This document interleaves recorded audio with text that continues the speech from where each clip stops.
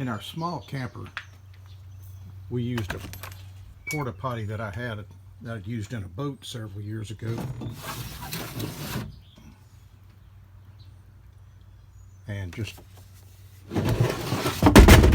pull it out on the floor to use it.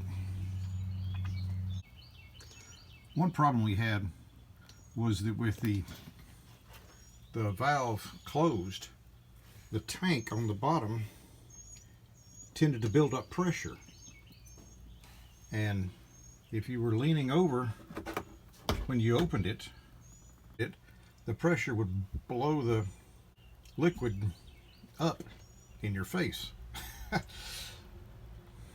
So you really had to remember to close the lid before flushing. One thing I didn't like about both these potties was the water tank on top. The top around the bowl is filled with water, and you push the pump and it blows the water in the bowl to rinse the bowl, but it doesn't necessarily rinse the entire bowl and may not rinse the spot you need rinsed. So what we started doing with the small camper is just carry a jug of water, and after each flush just rinse the bowl with a little water. You use less water and you can get it where you need it. So if you don't fill the top tank with water, the thing is not so heavy to move around.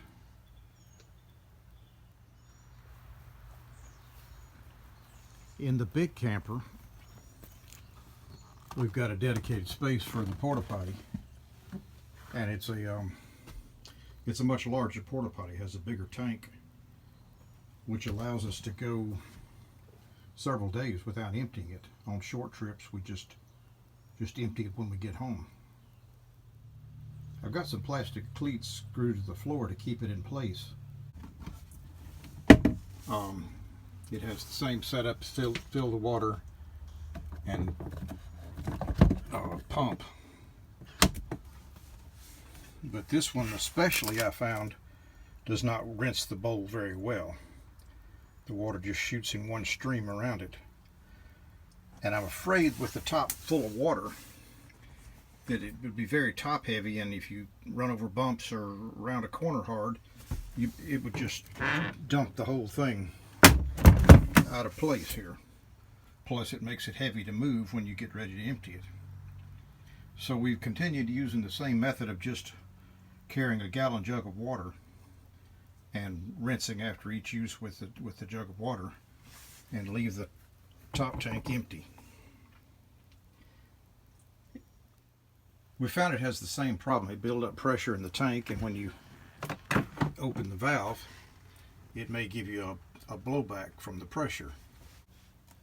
Going several days without emptying it, it does tend to smell.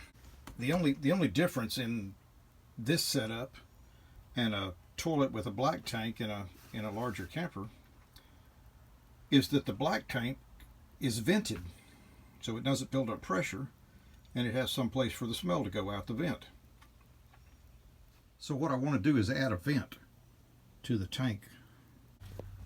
I got a little roll of vinyl tubing and a stopper from Home Depot.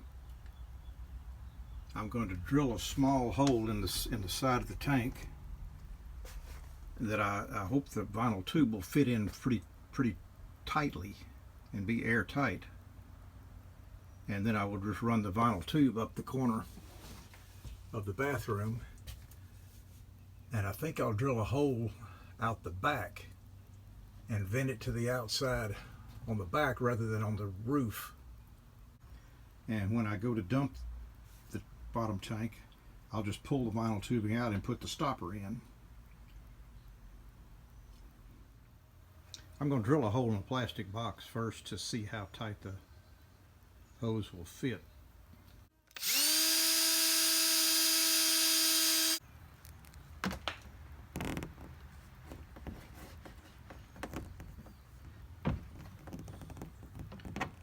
I think that's a tight enough fit, so I'll go ahead and drill a hole in the potty tank.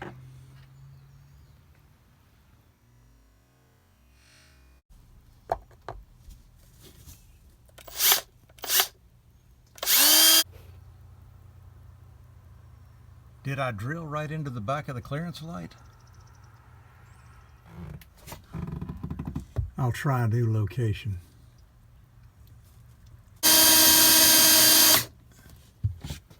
Maybe the drill bit's just not long enough. There's a little dimple right there. Now we'll enlarge the hole.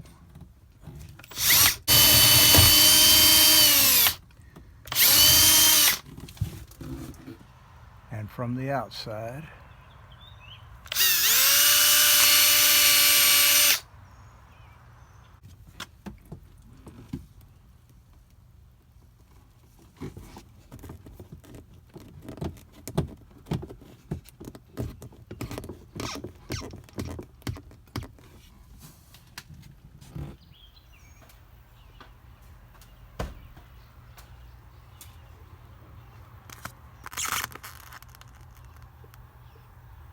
I think I'll leave it just like that. Maybe put some caulking around it. Next time I go to Home Depot, I'll pick up some cable ties so I can screw this to the wall in 3 or 4 places. And leave some slack at the bottom so that I'll be able to pull it out of the tank. And then put my stopper in the hole like that, and that way I won't slosh anything out while carrying it to the dump station.